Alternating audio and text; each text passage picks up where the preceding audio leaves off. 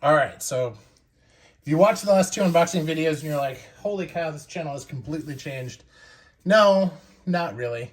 I just wanted to try out something new. But here is, and I did them all on the same day, so you'd have the choice. Here is your traditional unboxing for a pair of shoes from Edmonds. Now, this is part of their, love the way they highlight their staff, even signed by them, which I think is really cool. This is a pair from their trunk show, which was a Shell Cordovan show doing something a little bit new. Now, those of you who've been following the channel for a while know that I very much adore Shell Cordovan, and I do like the way these come from Edmonds. I'm not a big wingtip guy, but I decided to do this pair of wingtips, which is the McAllister, in a big, thick rubber sole, which is the same rubber sole as I have on several of my boots. And this is a juxtaposition. Formal, beautiful shoe in a casual leather and a very casual sole. Now, you can see from a quality perspective, they should have done a little bit better job here in terms of the welt. The welt joint is okay, it's not bad, but this little wrinkle here is kind of lame. But in the grand scheme of things, that's not really a big deal. It certainly won't wear poorly or anything like that. And again, some of this stuff is just, is a little bit on the sloppy side, but let's take a look at the stitching on the welt. It's pretty good. It's very clean, and the contrast color really comes through. So this is the trick when you're doing light colored welts, and this is actually something that they allow you to do with the edging. If they do a contrast stitch, the stitch has to be neat. Now, this isn't perfect, but it's neat.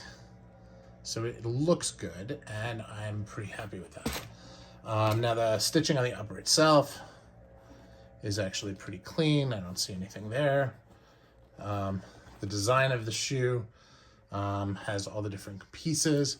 The placement of the medallion is okay.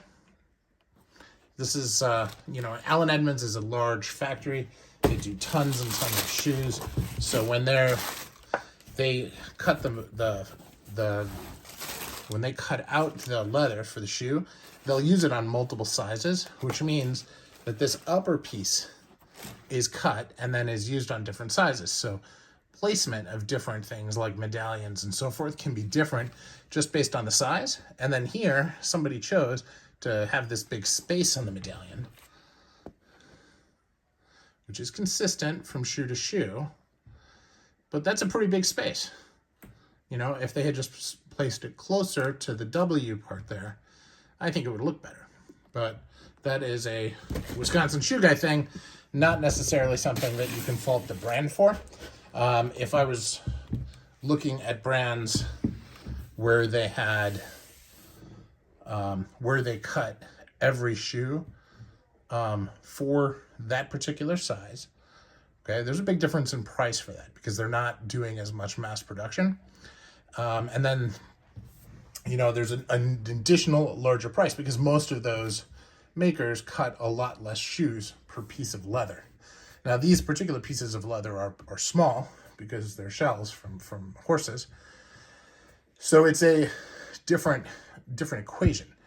But net, this is a very nice pair of shoes that I can get a lot of wear out of and will wear really well in this hatch grain Shell Cordovan, which will really hide any creases over time pretty well.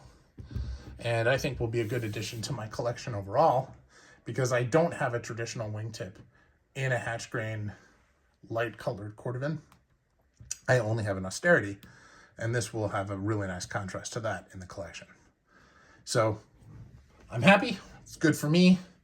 I'm happy with the work that the folks at Edmonds did.